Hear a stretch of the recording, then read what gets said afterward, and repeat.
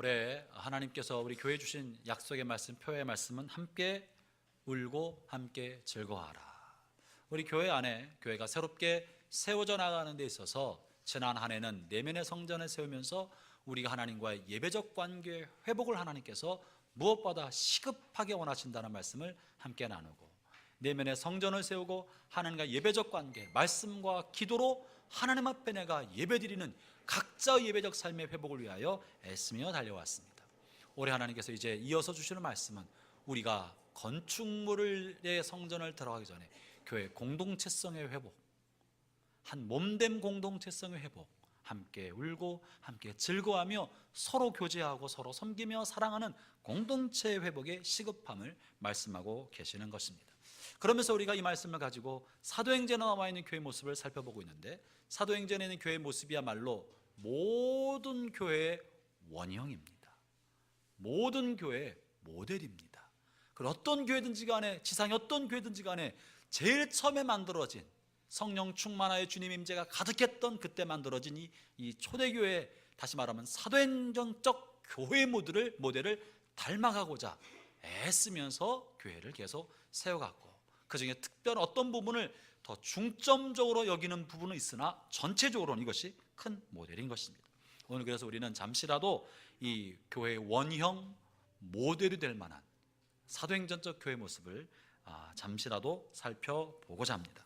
먼저 이 내용에서 첫 번째가 뭔가 하면 42절의 말씀입니다. 42절을 다시 한번 읽어보도록 하겠습니다. 시작. 그들이 사도의 가르침을 받아 서로 교제하고 떡을 떼며 오로지 기도하기를 힘쓰니라. 먼저 교회의 가장 중요한 기초는 사도적 가르침이 기초가 되었다는 사실입니다. 다시 말하면 이것은 하나님의 말씀인 것입니다. 교회의 기초는 하나님의 말씀이고, 그 말씀이 다시 말하면 하나님께서 우리에게 들려주는 사도적 권위의 가르침이 교회의 기초라는 이야기를 해주고 있는 것입니다. 여러분, 교회는 이 세상과는 전혀 다른 차원의 새로운 사회고 새로운 조직이고 새로운 공동체입니다. 당시 초대교회 사람들은 그리스도를 몰랐던 수많은 사람들이 믿음의 공동체 안에 들어왔습니다. 이 공동체는 당시 유대 사회가 이끌어갔던 방법과는 전혀 다른 방법으로 운영되었어요. 그 어떤 조직과도 전혀 다른 이질적 공동체가 이 안에 만들어졌습니다. 그래서 그들은 우리 하나님께서 새롭게 만든 교회는 어떤 원리로 작동하고 무엇이 중요한지를 세속적 지식으로 하지 아니하고 하나님께 주신 말씀으로 교회 기초를 놓아가기 위하여 사도적 가르침이 이 모든 것의 바탕이 되었던 것입니다. 그래서 이 사도들, 다시 말하면 예수님께서 친히 선택해 세운 그들이 주님 가르쳐 주신 말씀으로 교인들을 가르치고 양육하고 이끌어 왔던 것이 교회의 기초였던 것입니다. 그러므로 사랑하는 형제자매 여러분, 교회는 언제나 말씀의 기초 위에 세워져야 합니다. 말씀은 가장 중요한 건 기록된 성경의 말씀입니다. 기록된 성경의 말씀. 또 한 가지, 기록된 성경의 말씀과 함께 중요한 또 한 가지 말씀은 선포된 말씀이 있습니다. 기록된 성경의 말씀을 오늘의 삶의 자리에서 해석하여 적용하기 위하여 오늘 주시는 말씀, 지금 시대에 주시는 말씀으로 해석하여 선포되는 말씀, 이것을 설교라고 말하는 것입니다. 종교개혁자들은 설교자들 통해 선포된 이 말씀을 성경적 권위만큼이나 중요하게 여겼습니다. 개혁자 루터는 이렇게 말한 바가 있어요. 설교자가 전하는 말씀은 기록된 성경과 동등하다. 너무 좀 심한 듯한, 성경과 동등하다. 제가 감당하기 너무 어려워요. 동등하다 그러니까. 그러나 루터가 이렇게 강조한 까닭은 무엇이냐면, 당시 중세교회는 해석하지 않고 성경을 읽는 것으로 끝났습니다. 그러니까 성경 이야기가 삶에 적용되지 않고 헛돌았던 거예요. 오늘 삶에 주시는, 주께서 말씀을 전하시고자 하는 설교자를 통해 영감과 성적 감화를 통해 말씀을 올바르게 해석해 전달해주는 바른 지침, 이것이 설교고, 이 설교는 지금 주신 성령의 음성으로 받도록 했던 것입니다. 칼빈은 또한 이렇게 기독교 강요에 이렇게 말한 바가 있어요. 하나님께서 인류에게 주신 훌륭한 선물이 많은데 그 중에서 사람의 입을 통해서 하나님 자신의 음성을 듣게 하셨다는 것은 가장 중요한 선물 중에 하나다. 따라서 우리는 하나님의 명령과 하나님의 입으로 선포되는 구원의 교리를 기꺼이 그리고 공손히 받아야 한다. 사람의 입을 통해 전달되는 것이 하나님께서 하시는 말씀으로 여기고 기꺼이 공손히 받아들여야 한다는 것이 종교학자 칼빈의 또한 가르침인 것입니다. 20세기 탁월한 신학자 중에 한 사람인 칼 바르트는 또 이렇게 말한 바가 있어요. 설교자가 강단에서 삼위일체 하나님의 이름으로 말씀을 선포할 때 예수 그리스도는 회중들 사이를 지나가고 계신다. 설교자가 하나님의 말씀을 선포할 때 그리스도가 회중들 사이에 지나가고 계신다는 거예요. 그래서 말씀을 듣고 그 말씀을 아멘하고 붙드는 순간 우리는 내 곁을 스치고 지나가는 주님의 옷자락을 붙드는 것과 진백 없는 거예요. 내 곁을 지나고 계신 주님의 손을 만지는 것과 진백 없는 것입니다. 그러므로 형제자매 여러분, 설교자는 오늘 내가 설교하는 선포의 말씀이 주님께서 우리에게 주시는 말씀으로 확신을 하면서 그 절박함과 간절함으로 전해야 할 것이고, 듣는 회중은 저 사람의 이야기로 듣는 것이 아니라 오늘 내게 주시는 주의 음성으로 들어야 마땅한 것입니다. 여러분, 저는 제 아내를 굉장히 존중합니다. 제 아내가 아주 제가 볼 때 훌륭한 사람이에요. 제 아내도 사실 저와 같은 목사입니다. 목사들이요, 다른 사람 설교를 듣기가 굉장히 어렵습니다. 제가 저 자신을 볼 때 그래요. 다른 사람의 설교를 들으면 저도 설교자고 성경을 해석하는 사람이기 때문에 내가 성경을 해석해요. 내가 해석하는 것과 그 사람의 해석에 전하는 것을 계속 비교하게 돼 있어요. 왜 이 말씀을 이렇게 해석하지? 이걸 이렇게 전달하면 더 좋을 텐데, 자꾸 설교를 내게 주신 음성으로 듣지 않고 비평가 입장에서 듣게 되는 거예요.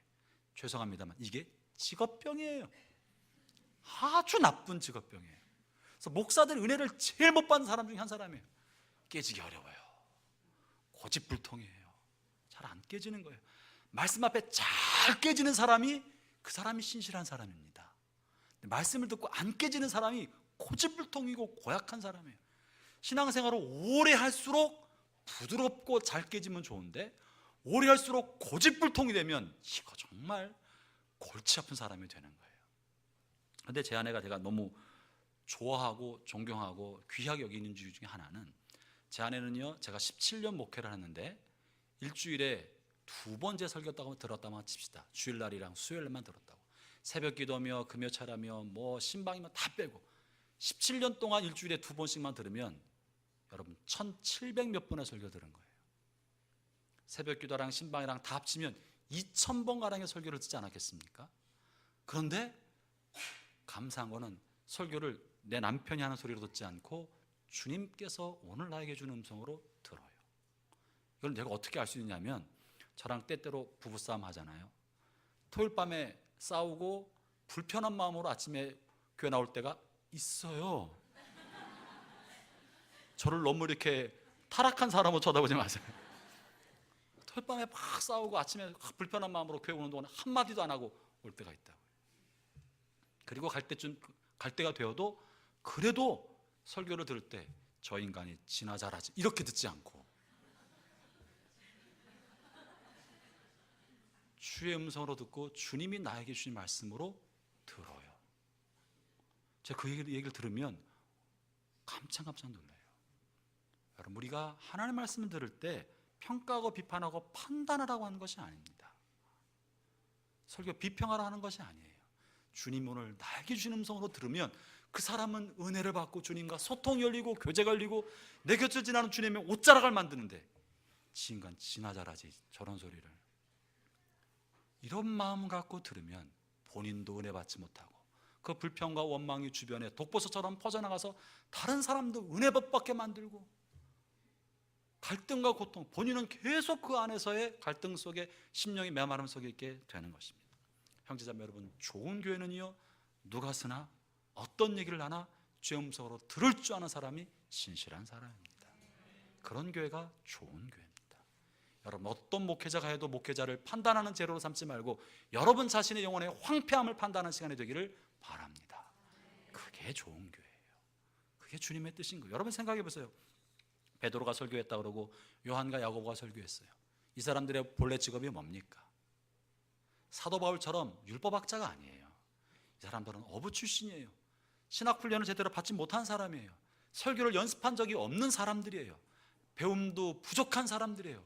용어도 서툴었을 거예요. 그럼에도 불구하고 그들은 어부 출신인 베드로, 야고보, 요한의 설교를 귀담아 들었고 사도들의 가르친 대로 살았다고 말하고 있어요. 그중에 마태는 세리 출신이에요. 이 민족의 배신자가 이렇게 말하지 않고 변화된 세리 이야기를 경청할 줄 알았던 사람인 것입니다. 잘되는 교회, 좋은 교회는 주님의 성도들이 선포되는 말씀을 통해 하나님의 말씀으로 듣는 교회인 것입니다. 두 번째 본문에 보면 이들이 서로 교제했다고 말합니다. 여러분, 교회에 5대 지표가 있다면 예배, 교육, 선교, 교제, 봉사를 말합니다. 교회는 예배와 교육과 선교, 교제, 봉사 5가지 기둥이 골고루 균형 있게 잘 세워져야 건강한 교회가 됩니다.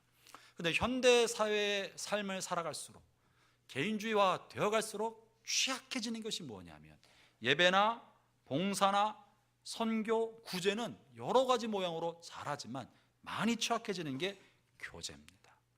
친교와 교제입니다.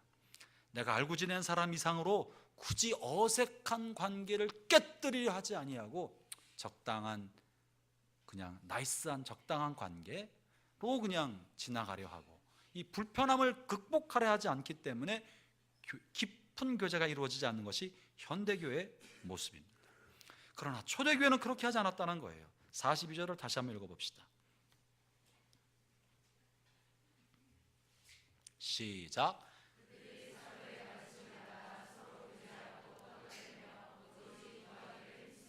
그들이 첫 번째는 사도의 가르침을 받았고 두 번째로는 교제하며 떡을 떼었습니다.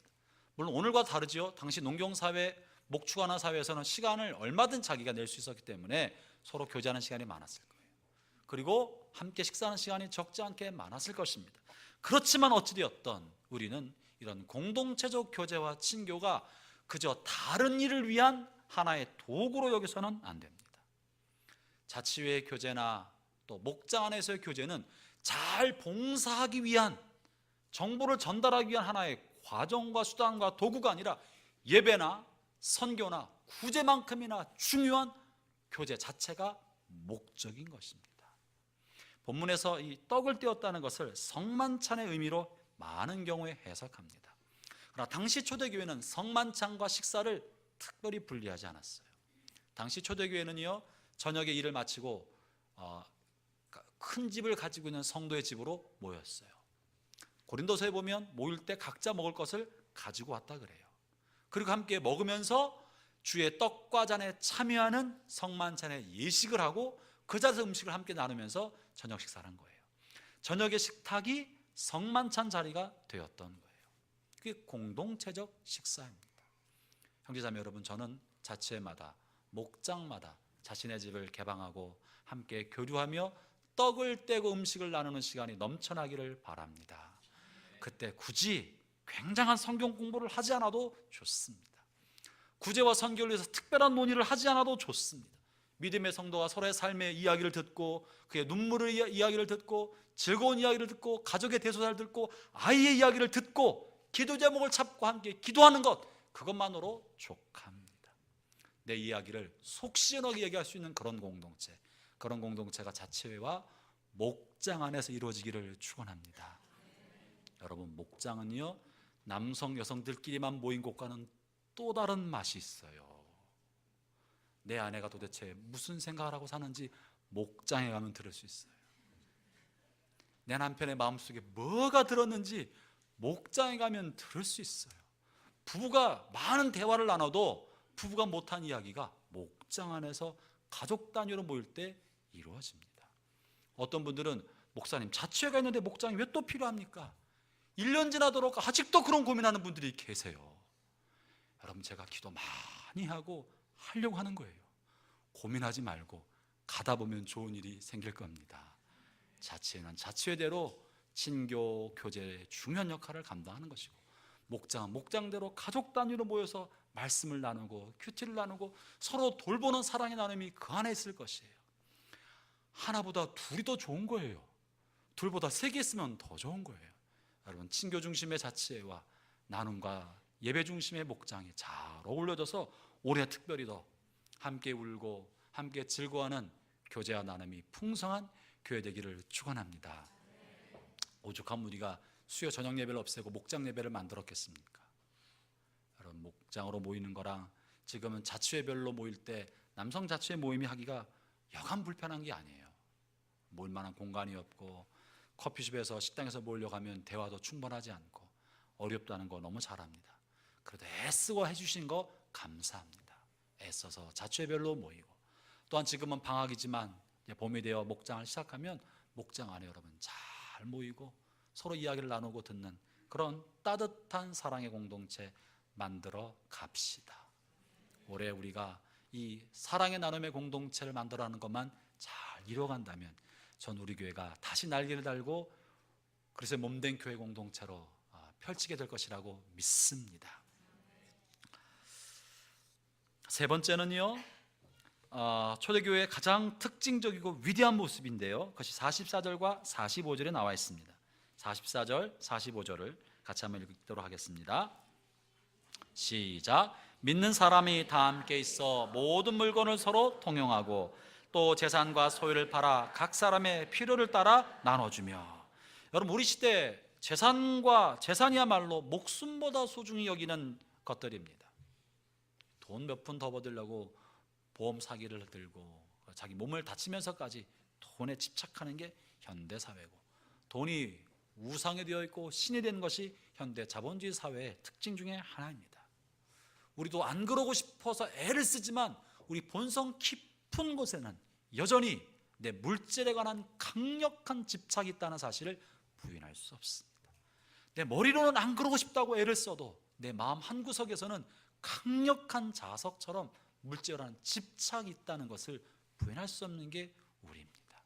그렇기 때문에 어쩌면 우리가 더 마음에 염두에 두고 꿈꾸고 애써야 될 것이 이 44절과 45절의 말씀인 것이죠. 그런 면을 생각해 볼 때 당시 초대교회 사람들이 자신의 물건을 서로 나누어 주고 통용하고 재산과 소유를 팔아서 각자 필요를 따라 나누어 줬다는 이 사실은 우리를 물질에 대한 집착으로 물질에 종되게 만들고 웅크러들게 만들어서 공동체를 파괴하려는 마귀의 간계를 생각할 때 얼마나 통쾌한지 모릅니다. 와, 우리도 이렇게 될 수 있으면, 또 나 자신도 즐겁고 기쁨으로 이렇게 하면 얼마나 좋을까 하는 갈망을 갖게 되는 거예요. 잘 안 돼도 갈망을 가져요. 그런데 사실 이 사도행전 2장 44절과 45절의 말씀은 많은 오고는 세대 가운데 중요한 교훈이 되어 왔고, 이 말씀을 근거로 해서 공산사회가 만들어졌습니다. 이것은 공산주의 사회의 원형입니다. 그들은 말하기를 능력에 따라 일하고 필요에 따라 분배하자 하면서 이상적 사회주의 국가 건설을 꿈꿨습니다. 능력 있는 사람 열심히 일하고 자기 것을 바라지 않고 또 필요한 사람들은 자기 능력에 상관없이 쓸 수 있는 사회, 그런 사회 얼마나 멋있습니까? 수고한 대로 번 것을 필요에 따라 나눠주는 것. 그러나 오랫동안 인류 사회에 애를 써왔으나 그런 이상적 사회는 만들어지지 않는다는 게 역사의 교훈입니다. 이 역사가 남겨준 교훈이에요. 제도적으로 하려고 애를 썼고 억지로 뺏어도 나눠줘 봤지만 오래가지 못하고 이런 지나친 이상주의는 오히려 허망하게 붕괴해버리고 말았다는 것이 역사의 교훈인 것입니다. 그들은 인간 본성 안에 있는 물질에 대한 욕심과 이기적인 본성, 죄성을 간과하였기 때문에 결국 지나친 이상주의는 물거품이 되어버리고 만 것입니다.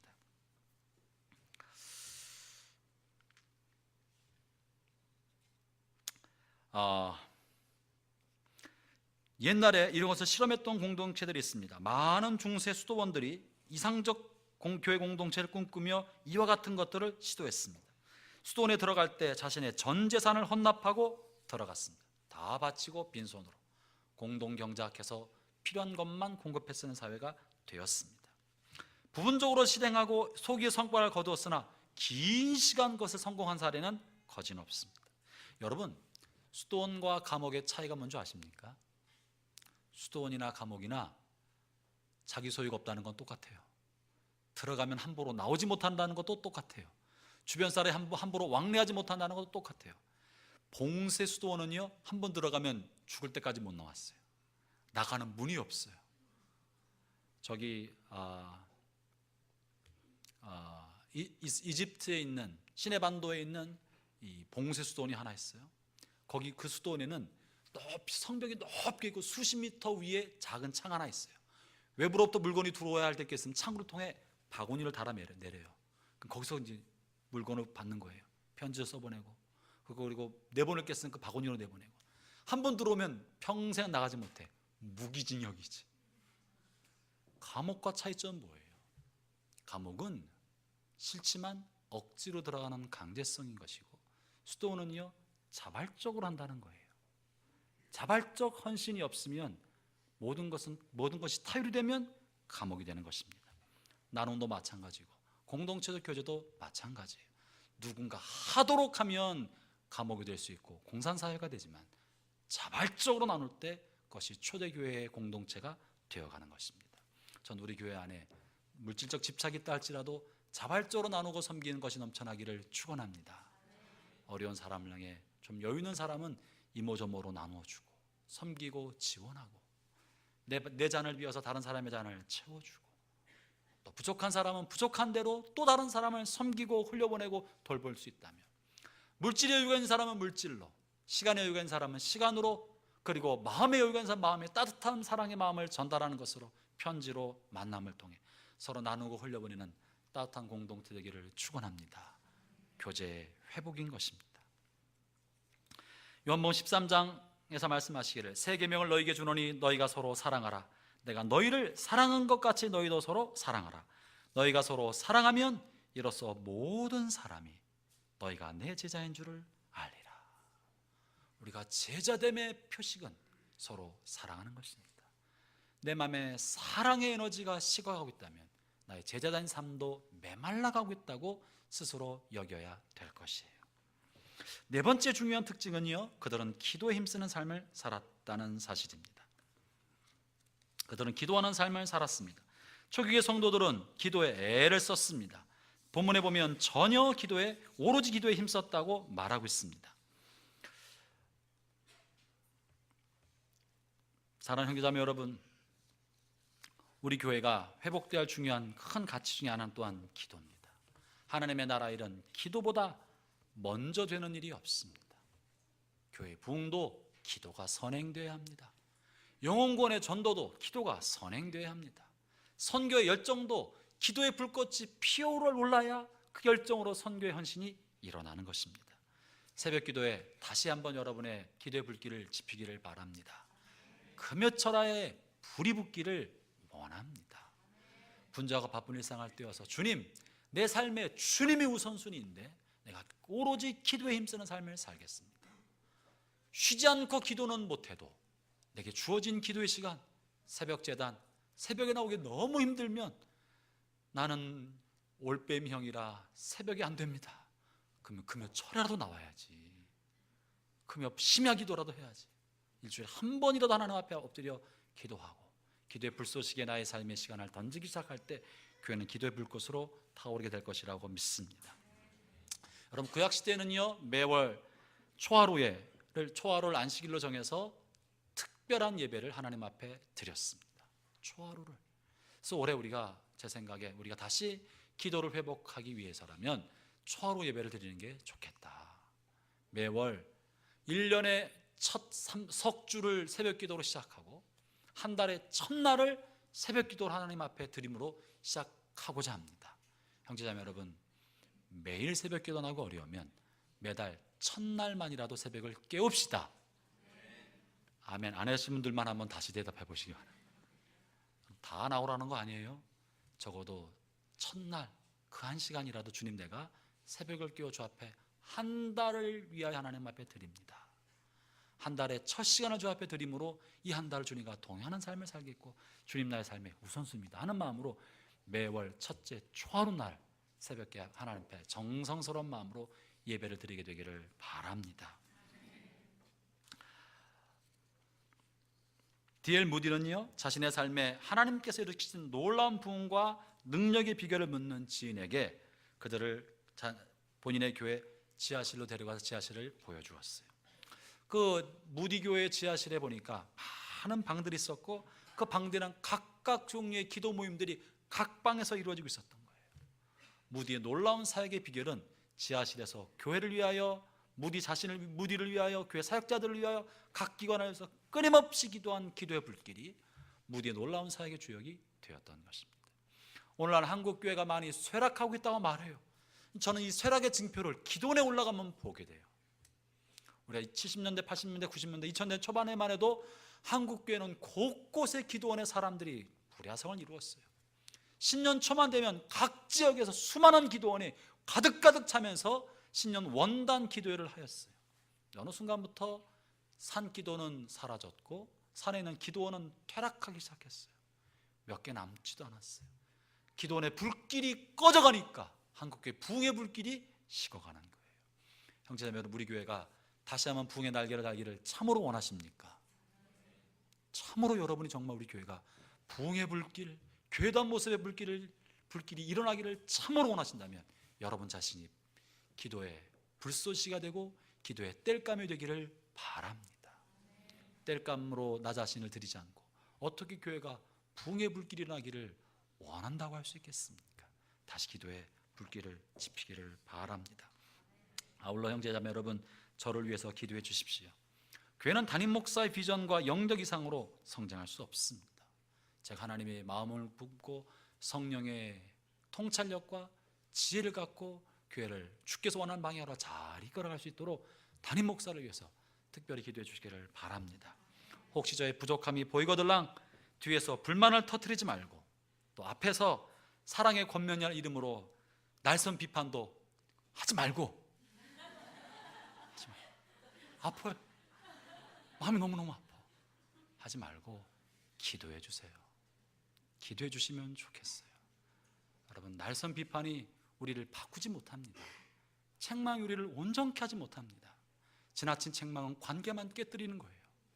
그냥 조용히 뒤에서 기도해 주면 주님께서 각자로 만져서 주님께서 깨닫게 해주셔야 우리가 자원하는 마음으로 기쁘게 새로운 날개를 펴는 것이지, 책망을 통해서 사람이 바뀌지 않습니다. 각자 우리가 서로를 향해서도 격려해주고 칭찬으로 활력을 불어일으켜 줍시다. 오늘 운영위원회 세워졌고 또 지난 주간에 각 자치회 리더들이 세워졌습니다. 온전한 사람이 어디 있겠습니까? 부족하다고 탓하지 말고 책망하지 말고 기도해 줍시다. 부족함을 보게 되면 내 기도의 몫인 줄 알고 기도의 자리를 채워주세요. 기도는 하지 않고 뒤에서 말하는 건 나쁜 사람이에요. 앞에서 말하는 사람도 좋은 사람 아니에요. 기도해 주세요. 기도해 주시면 좋겠어요. 그러면 나를 위해 기도하는 사람이 있다는 거, 하고 싶은 말을 참고 기도하는 사람이 있다는 걸 알면 그 사람은요 자발적으로 변화되게 돼 있는 거예요. 그리고 나를 존중하는 줄 알기 때문에 그 기도하는 사람을 귀히 여기게 마련인 것입니다. 우리 교회 그렇게 됩시다. 옆에 있는 분들 보고 인사합시다. 내가 기도하겠습니다. 기도해 주겠습니다. 안심하십시오. 내가 기도해 주겠습니다. 우리가 서로 기도해 주기 시작할 때 우리 교회는 따뜻한 교회 공동체가 될 거예요. 그러면 실수해도 안심이 돼요. 근데 실수해서 욕먹을까 봐 두려워한다면 이게 어떻게 좋은 교회가 되겠어요? 저는 우리 교회가 실수가 용납되는 교회 되었으면 좋겠어요. 실수해도 큰 문제가 안 돼요. 주님이 참고 계시는데 우리가 뭐라고 이 사람한테 뭐라고 그래. 주님이 참고 계시는데, 주님이 당신 아들과 딸 두고 내버려 두고 계시는데 우리가 옆에서 뭐라 하겠어요? 우리는 다만 기도해 줍시다. 실수를 통해 배워가도록 존중해 줍시다. 아울러 초대교회는 기쁨이 넘치는 교회였습니다. 순전한 떡을 떼며 기쁨이 넘치는 교회였습니다. 그러자 그들이 넘치는 기쁨으로 주변 사람들에게 소문나게 되었고 주변 사람부터 칭찬받는 교회 공동체 되었습니다. 전 우리 교회가 모일 때마다 기쁨과 즐거움이 넘치기를 바랍니다. 신나는 교회 되었으면 좋겠습니다. 들어오면 기분 좋은 냄새가 가득 찼으면 좋겠습니다. 교인들에게 서로 만나면 활력을 서로 불어넣어준 사람이 되었으면 좋겠습니다. 교회 들어오면 우울해져. 교회 들어오면 마음이 어두워져. 그 모임에 가려고 생각하면 무거운 생각이 들어. 이게 어떻게 좋은 교회가 되겠어요? 내가 힘들고 지쳐도 그 모임에 가려고 하고 목장에 가려고 하고 자체를 생각하면 기분이 좋아지고 활력을 느끼고 에너지가 공급받아야지. 주일 예배만 생각하면 심장이 발떡발떡 뛰어야지 두려움에 뛰어서야 되겠냐고요. 형제자매 여러분, 신나는 교회 만듭시다. 우리의 넘치는 에너지가 어둡고 절망에 빠진 세상을 살맛나는 세상으로 만들도록 우리 안에 성령으로 말미암은 신바람, 은혜의 신바람이 일어나는 교회 되기를 축원합니다. 기도합시다.